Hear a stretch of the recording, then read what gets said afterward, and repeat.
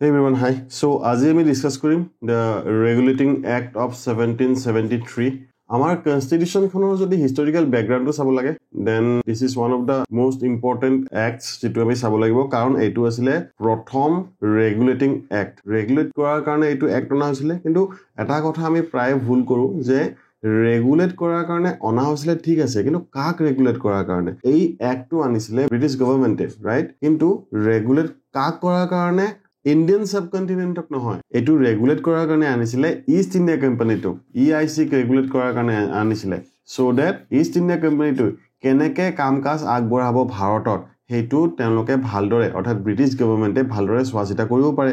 So আমি জানো যে 1764ত বেটল অফ বাক্সাৰৰ পিছত যেটা 1765ত দিৱানী ৰাইটস লাভ কৰিলে ৰবাৰ্ট ক্লাইভে ইষ্ট ইণ্ডিয়া কোম্পানীৰ বাবে দিৱানী ৰাইটস লাভ কৰিলে। দিৱানী ৰাইটস মানে কি? Revenue rights. কিন্তু তাৰ পিছত 1765ৰ পৰা যি ধৰণে ইষ্ট ইণ্ডিয়া কোম্পানীটোৱে নিজৰ কামকাজ চলাই গৈ আছিল ভাৰতত হেতু বহুত বেছি ইফেক্টিভ নাছিলে, যাৰ ফলত ইষ্ট ইণ্ডিয়া কোম্পানীটোৱে লছ বিয়াৰ কৰে ষ্টাৰ্ট কৰিলে। আৰু যেহেতু ইষ্ট ইণ্ডিয়া কোম্পানীটোক ব্ৰিটিছ ক্ৰাউনে মনোপলি দি থৈছিলে ভাৰতত ব্যৱসায় কৰাৰ কাৰণে, গতিকে তেওঁলোকক ভালদৰে চোৱাচিতাটো কৰিব লাগিব, তেওঁলোকে কেনেদৰে কাম চলাই আছে হেতুটো জানিবই লাগিব ব্ৰিটিছ গভৰ্ণমেণ্টে, ৰাইট? তাৰ বাবে কি কৰিলে প্ৰথমবাৰৰ বাবে এটা এক্ট আনিলে ৰেগুলেটিং এক্ট বুলি, আৰু কিমান চনত আহিলে 1773। সো এইটো এক্ট ব্ৰিটিছ গভৰ্ণমেণ্টৰ ফালৰ পৰা প্ৰথম এফৰ্ট আছিলে ব্ৰিটিছ ইষ্ট ইণ্ডিয়া কোম্পানীটোক ৰেগুলেট কৰা। কাক ৰেগুলেট কৰা? এগেইন ইষ্ট ইণ্ডিয়া কোম্পানীটোক ৰেগুলেট কৰাৰ বাবে, ভাৰতক ৰেগুলেট কৰাৰ বাবে নহয়, ইষ্ট ইণ্ডিয়া কোম্পানীটোক ৰেগুলেট কৰাৰ বাবেহে আনিছিলে। আৰু ইষ্ট ইণ্ডিয়া কোম্পানীটোক কিয় ৰেগুলেট কৰিব খুজিছিলে?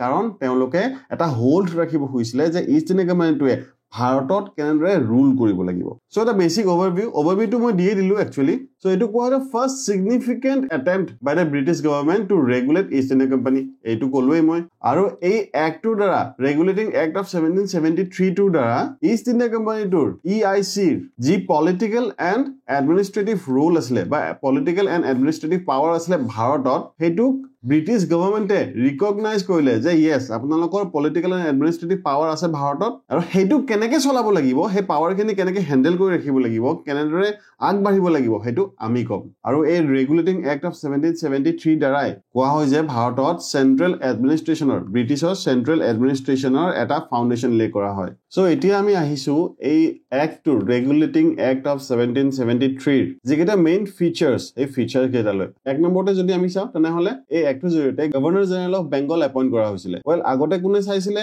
চাওক একো চেঞ্জ হোৱা নাই। প্ৰথমতে ইয়াৰ আগলৈকে কোনে চাইছিলে? গভৰ্ণৰ অফ বেংগল আছিলে এই পোষ্টটোৰ নাম। কিন্তু এই এক্টটোৰ জৰিয়তে ৰেগুলেটিং এক্ট অফ 1773 জৰিয়তে এই পোষ্টটো গভৰ্ণৰ অফ বেংগল পোষ্টটো কি কৰি দিয়া হৈছিলে? গভৰ্ণৰ জেনেৰেল অফ বেংগল কৰি দিয়া হৈছিলে। একো চেঞ্জ কৰা হোৱা নাই, জাস্ট পোষ্টটোৰ নামটো চেঞ্জ কৰা হৈছিলে। কিয় চেঞ্জ কৰা হৈছিলে পোষ্টটোৰ নামটো? কাৰণ এইটো এক্টৰ আগলৈকে কি কৰা হৈছিলে? গভৰ্ণৰ অফ বেংগল আছিলে অকল বেংগল যিটো প্ৰেসিডেন্সি আছিলে ইষ্ট ইণ্ডিয়া কোম্পানীৰ, সেই প্ৰেসিডেন্সিটো চোৱাচিতা কৰিছিলে। কিন্তু এই এক্টটোৰ পিছত যিখন বম্বে আৰু মাদ্ৰাছ প্ৰেসিডেন্সি আছিলে, এই বম্বে আৰু মাদ্ৰাছ প্ৰেসিডেন্সিকো বেংগল প্ৰেসিডেন্সিৰ আন্ডাৰতে লৈ অহা হৈছিলে। তাৰ কাৰণে কি কৰা হৈছিলে? গভৰ্ণৰ অফ বেংগল পোষ্টটো গভৰ্ণৰ জেনেৰেল অফ বেংগল বনাই দিয়া হৈছিলে। কাৰণ কি কৰিব এতিয়া?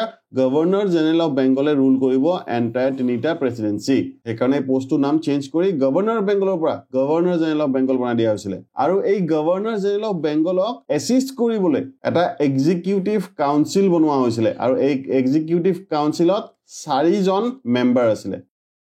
আৰু সেই হিচাপত প্ৰথমজন গভৰ্ণৰ জেনেৰেল অফ বেংগল কোন হৈছিলে? Lord Warren Hastings. Important point মনত ৰাখিব।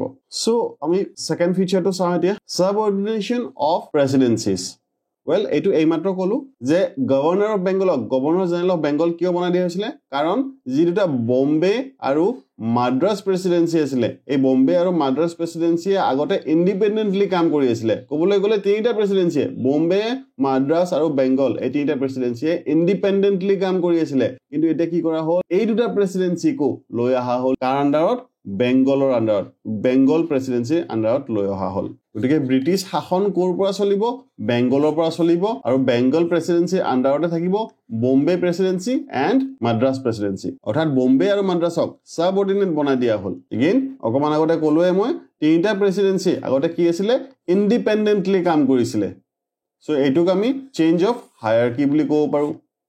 3 নম্বৰতে কি কৰিলে? এটা সুপ্ৰিম কোৰ্ট ষ্টাবলিছ কৰা হ'ল আৰু নো ডাউট সময়টো লাগেই ষ্টাবলিছ কৰোঁতে এক্টটো কেতিয়া আহিছিলে 1773 আৰু এই এক্টটোৰ আণ্ডাৰতে কোৱা হৈছিলে যে এটা সুপ্ৰিম কোৰ্ট ষ্টাবলিছ কৰা হ'ব যিটো হ'ব সুপ্ৰিম কোৰ্ট অফ কলকাতা আৰু এইটো কেতিয়া ষ্টাবলিছ কৰা হ'ল 1774ত এই সুপ্ৰিম কোৰ্টটোত এজন চিফ জাষ্টিছ থাকিব আৰু তিনিজন আদাৰ জাজেছ থাকিব এইটো কি হৈ গ'ল জুডিচিয়েল ৰিফৰ্ম 4 নম্বৰতে prohibition of company servants so company servants বিলাকৰ ওপৰত এটা prohibition লগোৱা হ'ল কেনেকুৱা ধৰণৰ prohibition তেওঁলোকে private trade কৰিব নোৱাৰিব অৰ্থাৎ private trade কৰিব নোৱাৰিব মানে ইষ্ট ইণ্ডিয়া কোম্পানীটোৱে ভাৰতত নিজৰ ব্যৱসায়টো চলাই আছিলেই কিন্তু তাতে যিবিলাক সাৰ্ভেন্টে কাম কৰিছিলে সেই সাৰ্ভেন্ট বিলাকে কি কৰিছিলে নিজাববীয়াকৈ ব্যৱসায় চলাই আছিলে তো ভাবক এটা কোম্পানী বা যিকোনো এটা গভৰ্ণমেণ্ট অৰ্গানাইজেশ্যন তাতে যদি মানুহে কাম কৰি আছে আৰু তাৰ পিছত তেওঁলোকে এই কোম্পানীটোৰ বা এই অৰ্গানাইজেশ্যনটোৰ সুবিধা লৈ পিনে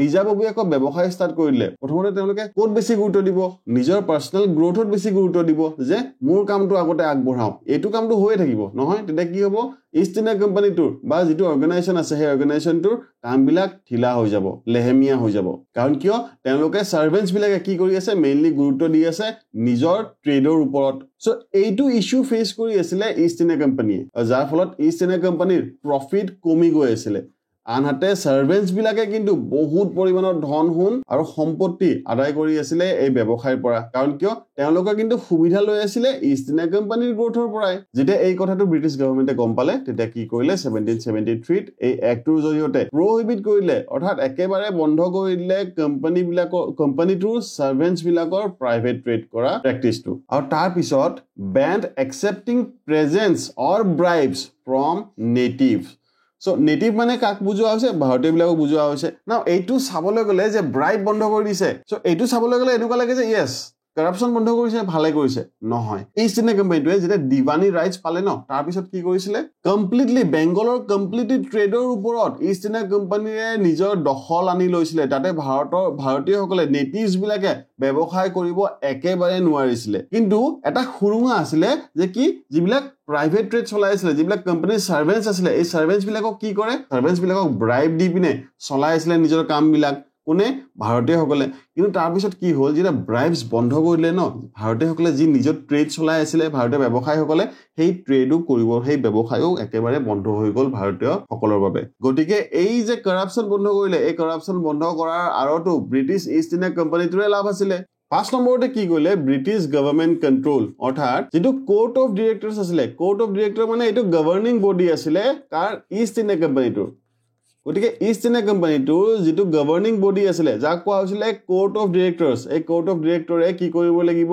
কোম্পানীটোৰ ৰেভিনিউ সিভিল আৰু মিলিটাৰী এফেয়াৰ্স বোৰ ৰিপৰ্ট কৰিব লাগিব কাক ব্ৰিটিছ গভৰ্ণমেণ্টক যে ভাৰতত একচুয়ালি কি চলি আছে এইটো যদি ব্ৰিটিছ গভৰ্ণমেণ্টে কাৰোবাক খুদিব লাগে তেনলে কাক খুদিব কোৰ্ট অফ ডিৰেক্টৰক খুদিব আৰু কোৰ্ট অফ ডিৰেক্টৰে ৰেসপন্সিবল হয় কোনকেইটা ক্ষেত্ৰত ৰেভিনিউ সিভিল আৰু মিলিটাৰী এফেয়াৰ্সৰ ক্ষেত্ৰত না এইটো পিছলে চেঞ্জ হ'ব কোৰ্ট অফ ডিৰেক্টৰ উপৰিও আৰু এটা গভৰ্নিং বডি বনোৱা হৈছিলে সো এটো নেক্সট ভিডিওটো ডিসকাস কৰিম কিন্তু ইয়াৰ ফলত কি হ'ল এই যে কোৰ্ট অফ ডিৰেক্টৰক revenue civil and military affairs দিয়া হ'ল তাৰ ফলত কি হ'ল ব্ৰিটিছ গভৰ্ণমেণ্টৰ কোম্পানীটোৰ ওপৰত নিজৰ হোল্ড বেছিকৈ বাঢ়ি গ'ল কাৰণ কিয় স্বাধীনতা বেছি ভালকৈ কৰিব পাৰিলে সো এই পইণ্টক আমি ক'ব পাৰো ষ্ট্ৰেংথেনিং কন্ট্ৰোল বুলি অৰ্থাৎ নিজৰ কন্ট্ৰোল বঢ়ালে কোম্পানীটোৰ ওপৰত So এই এক্টৰ যদি আমি বেসিক সামাৰি চাও তেনে হলে এখিনিয়ে কথা সো এটো এটা পিভটাল স্টেপ আছিল ব্ৰিটিছ এডমিনিষ্ট্ৰেচন ভাৰতত ভালদৰে চলোৱা বাবে আৰু এটা ফ্ৰেমৱৰ্ক এস্টাবলিশ কৰা হ'ল সেন্ট্ৰেল গভৰ্নেন্স ভাৰতত বনোৱা বাবে আৰু জুডিচিয়েল ৰিফৰ্ম আগবঢ়ালে আৰু ফাৰ্স্ট এণ্ড ফৰমোষ্ট